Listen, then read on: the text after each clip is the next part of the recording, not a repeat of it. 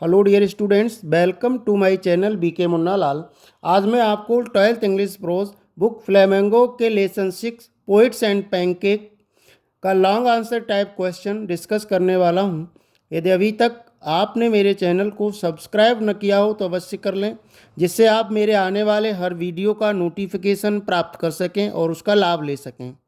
आइए शुरू करते हैं important long answer type question from the lesson poets and pancakes. Question है, discuss about the man who was number 2 at Gemini studio. उस व्यक्ति के बारे में चर्चा कीजिए जो जेमिनी स्टूडियो में नंबर 2 पर था। Throw light on his ability to look cheerful at all times. उसकी सदैव प्रसन्नचित्त रहने की योग्यता पर प्रकाश डालिए। Write a brief character sketch of Kotamangalam Subbu, या कोटमंगलम सब्बू का चरित्र चित्रण कीजिए। संक्षेप में चरित्र चित्रण कीजिए। इन क्वेश्चंस में से कोई भी क्वेश्चन आ सकता है। आंसर देखते हैं। आंसर आपको एक जैसा ही सभी में लिखना है। इंट्रोडक्शन से शुरू करते हैं। Kotamangalam Subbu is an important character in the essay poets and pancake written by Ashokamitran. Ashokamitran के द्वारा लिखे गए निबंध पोइट्स एंड पैनकेक्स निबंध में कोटमंगलम सब्बू एक महत्वपूर्ण पात्र है। He is presented as man who has high regard at Gemini Studio. Gemini Studio में उच्च सम्मान प्राप्त व्यक्ति के रूप में उसे प्रस्तुत किया गया है।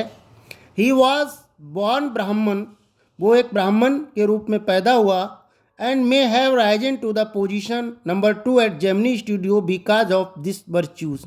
और अपने इस गुण के कारण उसने जेमिनी स्टूडियो में नंबर 2 का स्थान प्राप्त कर लिया था। सेकंड पॉइंट है, अ चीयरफुल पर्सन, एक प्रसन्नचित्त व्यक्ति। Sabbu was a cheerful person even a flop film he was involve in never made him depressed और अनहैप्पी। अ चीयरफुल पर्सन, एक खुश व्यक्ति, एक प्रसन्नचित्त व्यक्ति। Sabbu was a cheerful person, Sabbu एक प्रसन्नचित्त व्यक्ति था। इवन अ फ्लॉप फिल्म, एक फ्लॉप होने वाली film, he was involve in, जिसमें वो शामिल होता था, नेवर मेड हिम डिप्रेस्ड और अनहैप्पी, कभी उसे निराश या नाखुश नहीं कर पाई। एक फ्लॉप होने वाली फिल्म जिसका वो प्ले करता था, जिसमें वो स्वयं में भागीदार होता था, कभी भी उसको निराश या नाखुश नहीं कर सकी। He was very loyal to his boss, वो अपने बॉस के प्रति, अपने मालिक के प्रति बहुत ही वफादार था। थर्ड पॉइंट है, एन अमेजिंग एक्टर, एक अद्भुत कलाकार। He was an amazing actor, वह एक अद्भुत आश्चर्यजनक कलाकार था।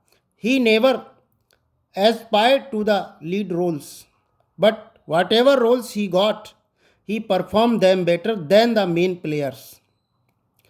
उसने कभी लीड रोल के लिए इच्छा प्रकट नहीं की, परंतु उसे जो भी रोल मिलता था उसे अन्य किरदारों की अपेक्षा, अन्य कलाकारों की अपेक्षा वो बहुत अच्छे से प्ले करता था, बहुत अच्छे से निभाता था। फोर्थ पॉइंट है, अ पोइट एंड राइटर, एक कवि और लेखक। Subbu was a caliber poet and writer. Subbu एक योग्य कवि और लेखक था। He had a distinct identity as a poet, कवि के रूप में उसकी विशिष्ट पहचान थी। His success in films overshadowed his achievement in literacy. His success in films, फिल्मों में उसकी सफलता ने साक्षरता में उसके उपलब्धियों को फीका कर दिया था। फिल्मों में उसकी सफलता ने, फिल्मों में उसकी सफलता ने साक्षरता के क्षेत्र में उसकी उपलब्धियों को फीका कर दिया था।